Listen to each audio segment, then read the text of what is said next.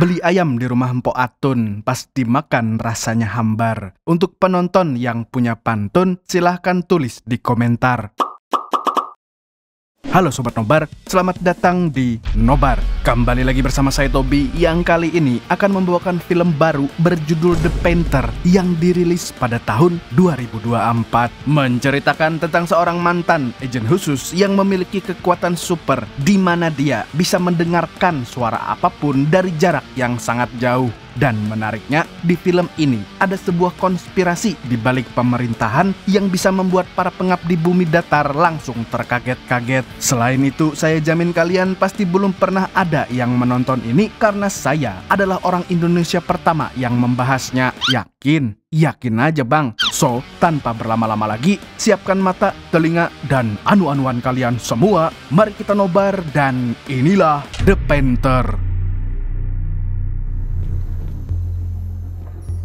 Film dimulai dengan memperlihatkan seorang agen khusus CIA bernama Peter yang juga dikenal dengan julukan The Painter karena dia memiliki hobi melukis seperti Pak SBY. Selain itu, Peter juga memiliki latar belakang yang menarik di mana dia memiliki pendengaran yang sangat tajam dan konon katanya dia bisa mendengar suara dari jarak 3 km. Bahkan tiap hari nih dia bisa mendengar tetangganya yang ribut gara-gara beda pilihan capres. Pada suatu hari, Peter menghubungi istrinya yang bernama Elena sebelum menjalankan sebuah misi berbahaya. Dan ternyata Elena juga merupakan seorang agen lapangan CIA yang sedang menjalankan misi rahasia meskipun sedang mengandung anak pertamanya. Bersamaan dengan itu, ada seorang kakek-kakek yang mendekati Peter dari belakang dengan gerak-gerik yang sangat mencurigakan. Akan tetapi... Hey, Bob. Oh alah, ternyata kakek-kakek itu adalah ayah angkat Peter yang bernama Henry Mbah Henry lah. Dan pria tua itu pun lantas mengucapkan selamat kepada Peter yang akan segera menjadi ayah. Henry kemudian mengenang masa lalu ketika dia masih jadi agen lapangan CIA dan saat dia memutuskan untuk mengadopsi Peter. Jadi pada saat itu Peter adalah anak yatim piatu yang menjadi korban terorisme. Dan berkat pengobatan dari pemerintah, Peter berhasil diselamatkan. Tapi setelah diobati dengan sebuah serum yang mengandung asam sulfat, Peter tiba-tiba memiliki kekuatan super di mana pendengarannya menjadi sangat tajam. Henry yang kasihan pun akhirnya memutuskan untuk merawat Peter dan melatihnya menjadi seorang pasukan khusus hingga sekarang menjadi agen khusus CIA yang paling berbahaya di dunia. I refuse to believe the naysayers. It's okay. Adopting you, helping you become the man you become. Setelah mengenang masa lalu, Henry memberikan sebuah berkas kepada Peter. Dan berkas itu adalah misi baru yang harus dilakukan oleh Peter. Dalam misinya kali ini, Peter harus menghancurkan data rahasia yang akan dijual kepada Rusia oleh seorang mantan agen khusus. Dan tugas Peter pun sangat simpel, di mana dia hanya diminta untuk menghabisi mantan agen tersebut lalu menghancurkan datanya sebelum pihak Rusia muncul di tempat pertemuan. Dan sebagai ayah angkatnya, Henry sangat yakin kalau Peter mampu menjalankan misi ini dengan baik. He's meeting tonight. Be careful, son. Always, Bob. Lalu di tempat parkiran, mantan agen khusus yang mencuri data sedang menunggu jamet Rusia bersama anak buahnya. Namun tiba-tiba Peter muncul dan langsung menghabisi mereka semua dengan skill gelut yang sangat membrutalkan.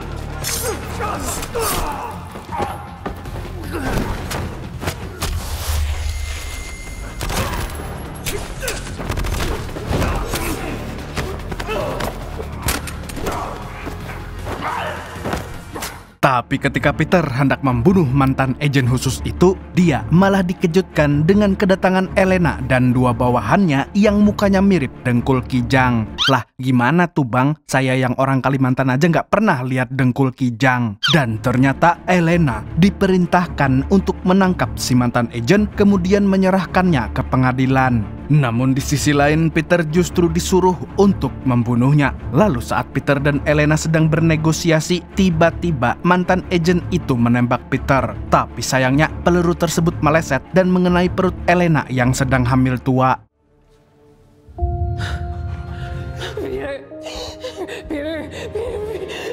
Sejak kejadian itu, bayi yang dikandung Elena mengalami kecacatan dan akhirnya tewas setelah dilahirkan. Di sisi lain, Peter memutuskan untuk keluar dari CIA karena merasa kecewa dengan Henry yang tidak memberitahunya bahwa Elena juga ditugaskan dalam misi tersebut. Dan setelah itu, hidup Peter semakin terpuruk sebab Elena mengalami trauma dan terpaksa harus menceraikannya. Lalu 17 tahun kemudian, Peter memilih untuk mengganti identitasnya dan hidup sebagai seorang pelukis. No, we can't.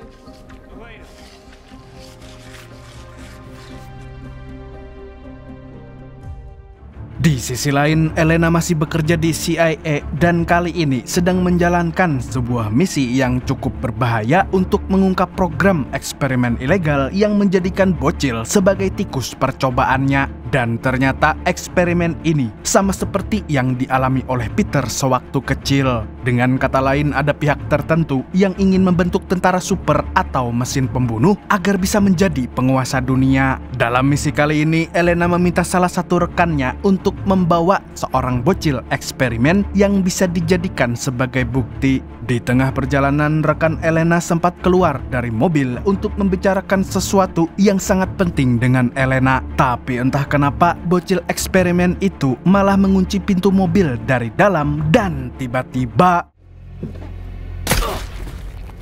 ternyata yang membunuh rekan Elena adalah seorang pemuda bernama Josh atau yang kita sebut saja dengan dia Paijo Josh. Dia merupakan salah satu dari ratusan anak yang dijadikan tikus percobaan. Dan gara-gara eksperimen tersebut, dia berubah menjadi mesin pembunuh yang sulit dikalahkan karena otot-ototnya menjadi sangat kuat. Dan bisa dibilang para manusia eksperimen ini adalah superhero versi kemasan saset. Kemasan saset, ukurannya mini banget. Kemudian kita diperlihatkan dengan Peter yang tinggal di tengah hutan karena ingin menenangkan dirinya dari keramaian. Kalau bahasa zaman sekarang namanya healing-healing tai kucing. Terlebih lagi, dia akan sangat tersiksa kalau berada di tempat ramai sebab pendengarannya yang terlalu tajam. Oleh karenanya, dia memutuskan untuk hidup di tempat sepi dan menutup telinganya dengan earbuds. Namun pada suatu hari, dia mendapatkan kiriman paket dari mantan istrinya yang tidak lain adalah Elena. Dan saat membukanya, ternyata paket itu berisi buku favorit Peter yang ditulis oleh Sayuti Melik lengkap dengan sebuah surat. Dan seketika Peter pun langsung teringat dengan masa-masa indahnya bersama Elena. Tapi karena ingin move on dari mantan istrinya, Peter akhirnya memutuskan untuk tidak membaca buku itu lagi.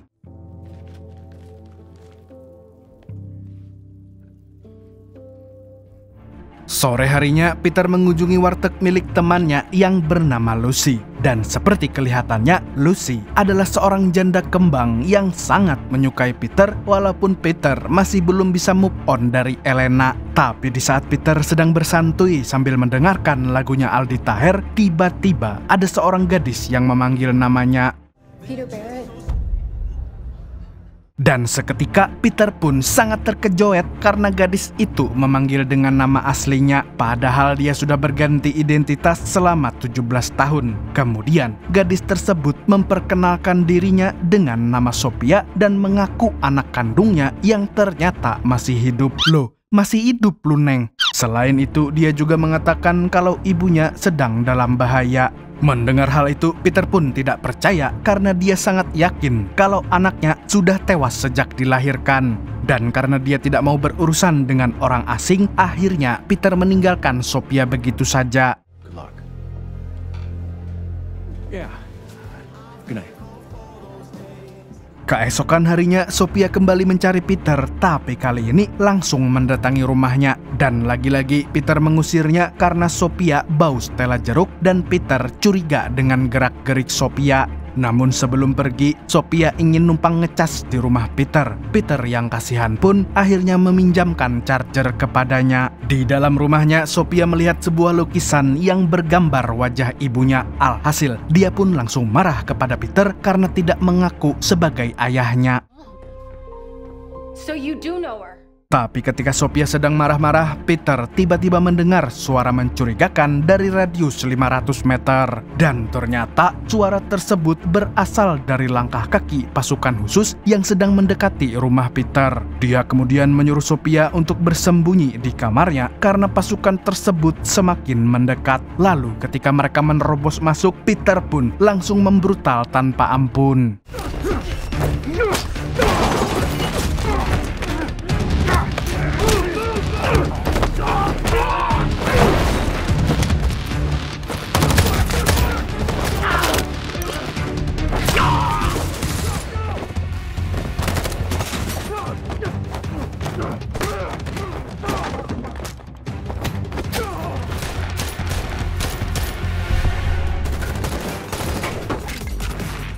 Meskipun sudah pensiun selama belasan tahun, tapi Peter masih memiliki skill gelut yang tidak tertandingi. Bahkan dia bisa mengalahkan mereka semua tanpa terluka sedikit pun seperti sedang clear minion. Tapi ketika Peter sedang baku hantam, ada seorang jamet yang masuk dan hendak membunuhnya dari belakang. Namun tiba-tiba...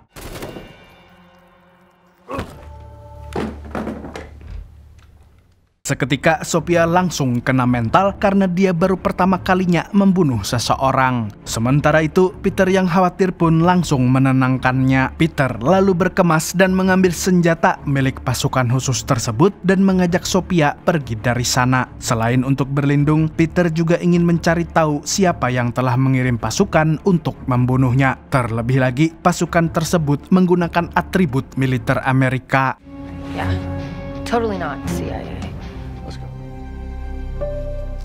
Kemudian kita diperkenalkan dengan seorang agen elit CIA yang bernama Naomi. Di sini dia terlihat sedang menyaksikan sebuah rekaman yang memperlihatkan kebrutalan Peter ketika membantai belasan pasukan khusus. Dan akhirnya kita tahu bahwa dia adalah orang yang memberi perintah kepada mereka. Tidak berselang lama, Naomi memanggil bawahannya yang bernama Kim tidak pakai Jong-un untuk menggali informasi tentang Peter. Akan tetapi Kim mengatakan kalau Peter sudah lama pensiun, jadi akan sangat sulit untuk mencari informasi terbaru tentangnya. Mendengar hal itu, Naomi pun memilih untuk menggunakan cara terakhir di mana dia berniat untuk menghabisi Peter. Tanpa membuang waktu lagi, dia pun langsung menghubungi seorang pembunuh bayaran yang memakai jaket Alan Walker dan ternyata dia adalah Paijo. Dia pun menyuruhnya untuk segera mencari dan membunuh Peter. Sambil mendengarkan lagunya Denica, Nan Paijo pun menyiapkan senjata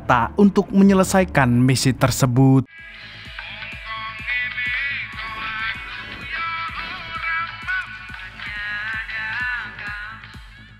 Di lain tempat, Naomi dan Kim mengunjungi rumah Henry untuk menyelidiki tentang Peter karena Henry adalah ayah angkatnya. Tapi Henry tidak tahu apa-apa karena dia sudah belasan tahun tidak bertemu dengan Peter. Yang pasti, Naomi telah melakukan kesalahan karena mengirimkan pasukan untuk menghabisi Peter yang sudah jelas-jelas memiliki kekuatan di atas manusia biasa pada umumnya.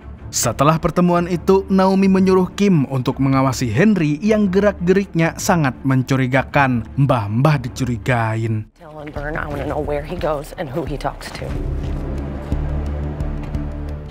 Di waktu yang bersamaan, Peter mengajak Sophia mengunjungi toko servis komputer warnet milik kenalan Peter yang pernah menjadi hacker CIA. Di sini, Peter meminta bantuannya untuk meretas sistem intelijen dan melihat misi apa yang sedang mereka jalankan. Tapi sayangnya, semua informasi di sistem tersebut tidak dapat dibuka. Bahkan, teman Peter yang hebat ini juga tidak bisa menemukan jejak digital Elena yang tiba-tiba menghilang begitu saja. Mendengar hal itu, Peter pun terpaksa meminta bantuan dari ayah angkatnya meskipun dia masih sedikit kecewa dengan kejadian 17 tahun yang lalu. 5 miles north of Cascade. Come alone. Malam harinya, Peter memberikan alat pelacak kepada Sophia agar dia bisa mencarinya kalau terjadi apa-apa. Setelahnya, Sophia kembali mengungkit tentang hubungannya dengan Peter, di mana dia sangat kecewa karena Peter tidak menganggapnya sebagai anak kandung. Sementara itu, Peter merasa belum cocok menjadi seorang ayah. I don't know why, but she wanted me to be here with you. Di waktu yang bersamaan, Paijo sedang berada di rumah Peter yang sudah kosong. Di tempat ini, dia mengecek mayat pasukan khusus yang sudah membeku dan memuji kebrutalan Peter. Selain itu, dia juga tidak sabar untuk bertemu dan bertarung dengan Peter. Di lain tempat, Peter dan Henry akhirnya bertemu untuk membahas masalah yang sedang terjadi. Dan tanpa basa-basi, Peter pun langsung bertanya siapa saja yang terlibat dalam misi pembunuhannya. Henry pun menjawab bahwa misi tersebut dipimpin oleh Naomi yang menganggap Peter memiliki sebuah informasi rahasia. Setelah mendengar penjelasan tersebut, Peter bertanya tentang Sophia yang mengaku sebagai anaknya. Mendengar hal itu, Henry pun meyakinkan Peter bahwa bayi yang dilahirkan oleh Elena sudah meninggal seperti hati nurani koruptor. Jadi mulai sekarang Peter harus mengawasi gerak-gerik Sophia karena kemungkinan gadis itu adalah seorang mata-mata yang diutus oleh Naomi. You're being played, son. You're being played. Di lain pihak, Paijo mendatangi warteg remang-remang milik Lucy untuk mencari Peter. Akan tetapi Lucy malah menodongnya dengan senapan. Tapi dengan santuinya, Paijo menyuruh Lucy untuk menembak saat itu juga. Dan ternyata senapan itu tidak ada amunisinya. Melihat Lucy yang kelabakan, Paijo pun langsung menghajarnya habis-habisan. I am looking for someone. No idea, buddy. Oh, I think you do. Paying him a visit. He was out. You need to think about what comes out of it.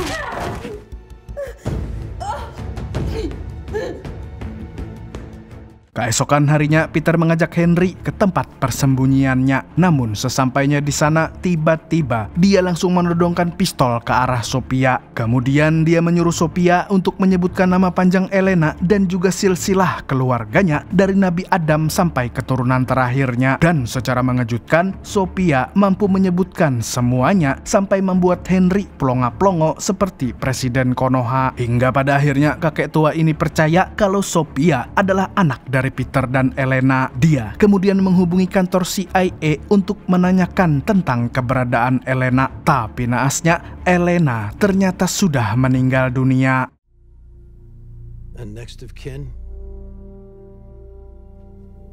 What? She's gone. Mendengar kabar tersebut, Sophia langsung berteriak histeris dan Peter pun menenangkannya dan mengatakan kalau dia akan menemukan orang yang membunuh Elena. Dia lalu masuk ke dalam mobil dan mengambil buku kiriman dari Elena. Di sini Peter sangat yakin kalau Elena menyelipkan pesan dalam buku tersebut. Dan benar saja, ternyata ada sebuah flash disk Kingston 8GB yang disembunyikan di sela-sela kopernya.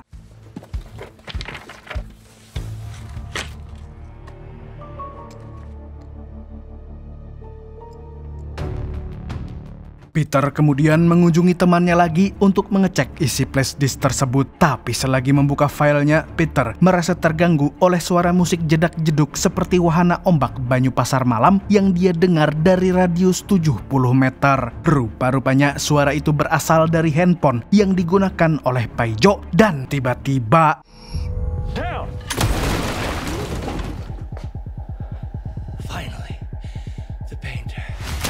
Beruntung, Peter dan temannya berhasil menghindar dari tembakan itu. Di sisi lain, Paijo mengajak Peter untuk berduel 1 lawan 1 dengannya. Namun ketika Peter ingin melawannya, Paijo tiba-tiba meniup peluit seperti guru olahraga SMP 1 Nganjuk yang membuat telinga Peter kesakitan karena suaranya yang terlalu keras. Seumur hidup saya nonton film superhero, saya rasa ini adalah hal konyol karena kekuatannya adalah kelemahannya. Masa denger lagu jedak-jeduk kalah? Lanjut, dan tentu saja hal itu dimanfaatkan Paijo untuk menyerang Peter.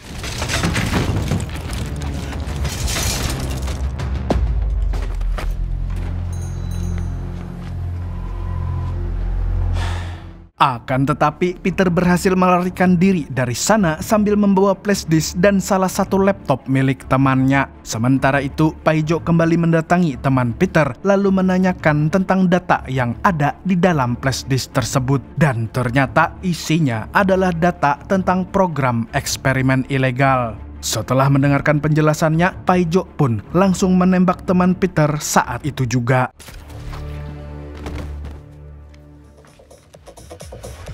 Di lain pihak, Peter pergi ke tempat Lucy untuk bersembunyi. Tapi setibanya di sana, dia sangat terkejut karena janda bohai itu telah tewas dengan mengenaskan. Namun, Peter tidak punya banyak waktu untuk bersedih karena dia harus segera mengecek isi flash disknya. Lalu setelah membuka file di dalamnya, dia menemukan sebuah video rekaman di mana Elena membocorkan semua hal tentang sebuah program eksperimen yang bernama The Internship. Menurut Elena, program ini dipimpin oleh sosok misterius bernama Samidi yang menculik bocil untuk dijadikan tikus percobaan. Selain menjelaskan tentang program ilegal ini, Elena juga meminta agar Peter melindungi anaknya sampai titik darah penghabisan. Tapi sayangnya laptop tersebut tiba-tiba error karena flash disk Kingston memang gampang kena virus dan Peter tidak bisa menonton sisa rekamannya.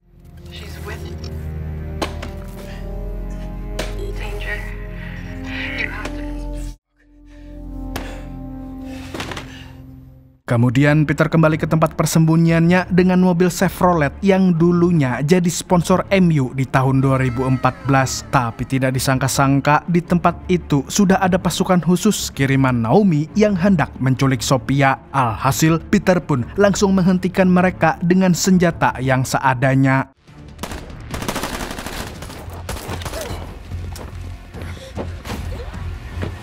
Namun sialnya, para jamet itu berhasil menculik Sophia dan Peter pun langsung mengejar mereka. Sementara itu, Naomi menyuruh semua pasukannya untuk mengepung Peter dan menghabisinya saat itu juga. What the hell was that? Tapi tanpa mereka sadari, Peter sudah tidak ada di dalam mobilnya. Dia berlari ke arah hutan dengan luka yang cukup parah. Untungnya, ada seorang gembel baik hati yang mau menolong Peter tanpa dibuat konten dan diupload di TikTok. Di sisi lain, Naomi menyuruh Kim dan semua pasukannya untuk mencari sampai ke pelosok hutan. Akan tetapi, mereka tidak menemukan jejak Peter. The painter is nowhere to be You're telling me found. he just vanished? We still have the girl. I can work. Okay. Di lain pihak, gembel baik hati itu merawat Peter di tempat persembunyiannya. Lalu ketika Peter bangun dari pingsannya, si gembel tiba-tiba melepaskan silikon yang ada di wajahnya. Dan ternyata gembel ini adalah Henry yang sedang menyamar. Kemudian dia menyuruh Peter untuk beristirahat sementara waktu sampai situasinya semakin aman. Namun Peter ingin segera menyelamatkan anaknya. Good. What? You got a computer? Peter lalu meminjam komputer milik Henry untuk membuka semua file yang ada di dalam flash disknya. Namun sialnya, komputer itu tiba-tiba terkena virus sehingga semua datanya pun terhapus begitu saja. Tapi beruntung Peter masih memiliki salinan datanya sebab Elena mengirimkan 2 buku yang berisi flash disk. Tapi untuk sekarang dia tidak bisa kembali ke rumahnya karena dia harus menyelamatkan Sophia terlebih dahulu. Dan tanpa membuang banyak waktu, Peter pun langsung meminjam senjata milik Henry. Mind if I borrow a few things? Di waktu yang sama, Naomi dan Kim terlihat sedang menginterogasi Sophia. Di sini, mereka bertanya tentang flash disk yang dibawa oleh Peter. Tapi untuk melindungi sang ayah, Sophia memilih untuk tidak menjawab apapun. Dan hal itu pun membuat Naomi marah besar. Dia lantas menyuruh Kim dan para pengawal untuk keluar dari ruangan karena dia ingin menggunakan cara lain agar Sophia mau buka mulut. Everyone out! Chief, that's against... Tapi sebelum interogasi dilakukan, Naomi menemukan alat pelacak yang dibawa oleh Sophia. Dan seketika dia pun langsung ketar-ketir dan menyuruh semua pasukannya bersiaga karena Peter akan segera datang. Dan tiba-tiba...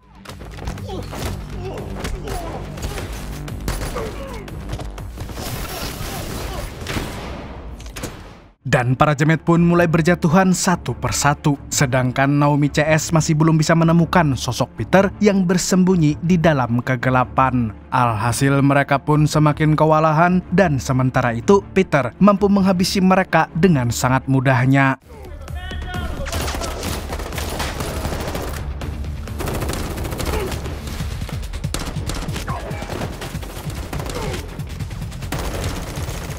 Di tengah baku tembak, Kim justru melepaskan ikatan di tangan Sophia dan membawa gadis itu ke tempat yang lebih aman. Apalagi Naomi telah mendatangkan pasukan tambahan untuk mengepung Peter, namun hal itu malah membuat Peter semakin menggila dengan rage modenya.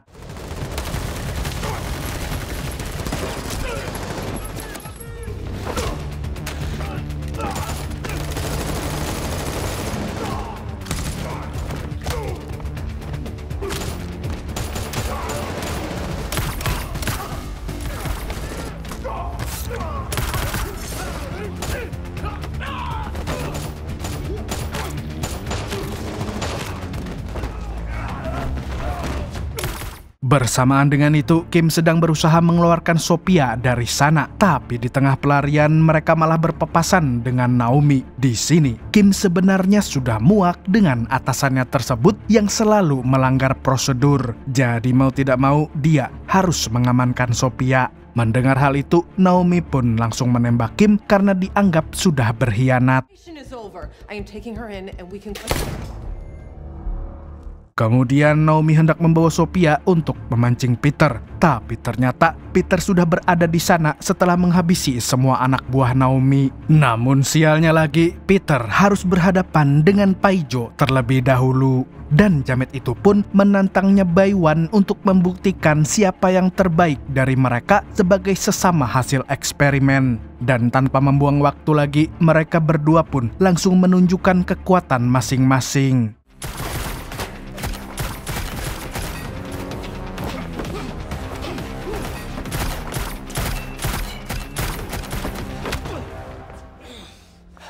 Akan tetapi, Peter memilih untuk menghentikan pertarungan lalu membujuknya untuk bertobat dan menjadi manusia biasa. Tapi sayangnya, Paijo memiliki penyakit budek dan telah dicuci otaknya menggunakan rinso cair sehingga dia pun tidak mau mendengarkan nasihat Peter. Alhasil, mereka berdua pun kembali baku hantam. Gitu dong biar seru filmnya.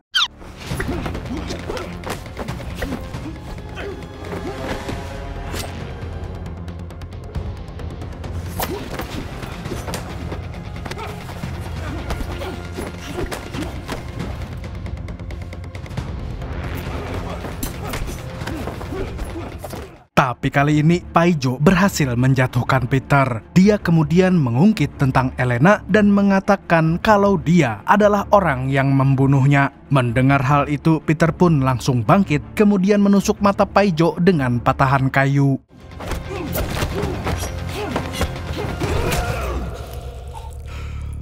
Setelah membunuh si jamet, Peter menggunakan pendengarannya yang super untuk mencari Sophia. Tapi sialnya dia malah dihadang oleh Naomi dan mereka berdua pun akhirnya saling menembak. Tapi anehnya Naomi bisa menghindari peluru dengan sangat cepat. Melihat hal tersebut, Peter pun sangat yakin kalau Naomi adalah anggota The Internship yang dijadikan mesin pembunuh oleh Samidi. Dan benar saja Naomi mengakui hal tersebut. Tidak hanya itu, dia juga memiliki julukan The Mimic karena memiliki kemampuan menyamar tingkat tinggi. I'm the head intern.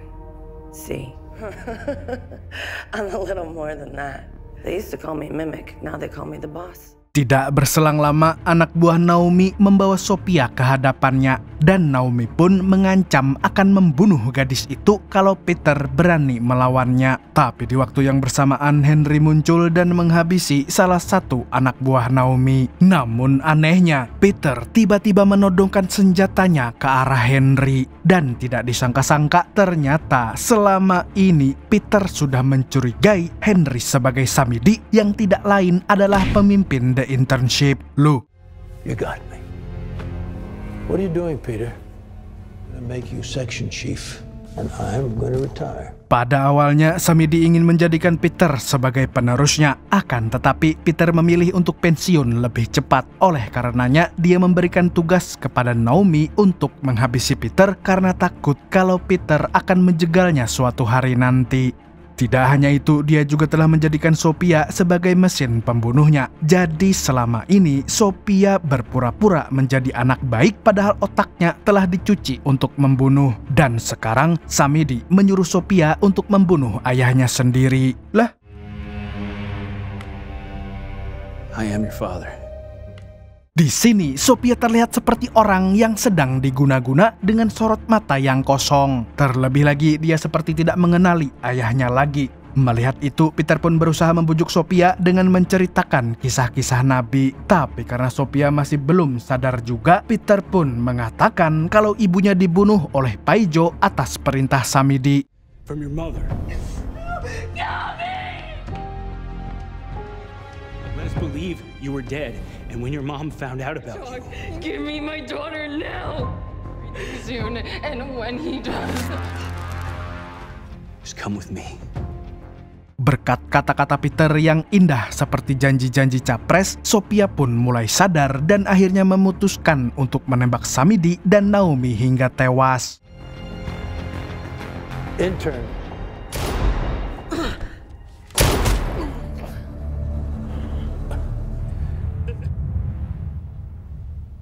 Namun setelah itu, Sophia memilih untuk pergi dari sana karena sebagian pikirannya masih terpengaruh oleh doktrin The Internship. Selain itu, dia juga ingin menjadi assassin terbaik di dunia dan memimpin semua anggota The Internship yang masih tersisa. Sebelum Sophia pergi, Peter mengatakan kalau dulu dia ingin memberi nama Lena kepadanya. Jadi mulai sekarang dia ingin memanggilnya dengan nama tersebut. Akan tetapi Sophia lebih suka dipanggil dengan julukan The Pretender yang artinya tukang pura-pura. That's what we named you. I prefer the Pretender. Di akhir film, Peter membuka data yang ada di salinan flash disk dari Elena. Di sini, dia akhirnya bisa menonton video rekaman Elena hingga selesai.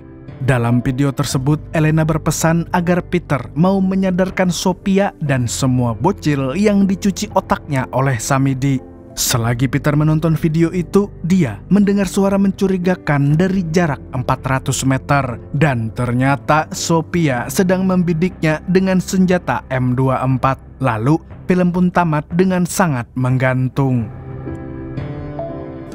Film ini benar-benar seru karena saya baru pertama kali melihat ada manusia super yang kekuatannya ada di pendengaran. Di satu sisi, kekuatan itu bisa menjadi sangat berguna, tapi di sisi lain bisa saja menjadi kelemahan. Nah, bayangkan saja nih ya, kalau dia harus melawan musuh di tengah konser dangdut. Lah, sudah pasti mati di tempat. Harapan saya sih selanjutnya semoga aja ada film superhero yang kekuatannya kentut super. Jadi pesan yang bisa saya simpulkan dari film ini adalah kekuatan super tidak selalu mempermudah kehidupan, karena bisa jadi kekuatan itu malah menjadi bumerang bagi diri kita sendiri. Segitu dulu untuk hari ini. Saya Tobi mewakili Persatuan Ani-Ani Yogyakarta. Saya mau dong satu mengucapkan sampai jumpa di video selanjutnya dan kamsya. Assalamualaikum warahmatullahi wabarakatuh.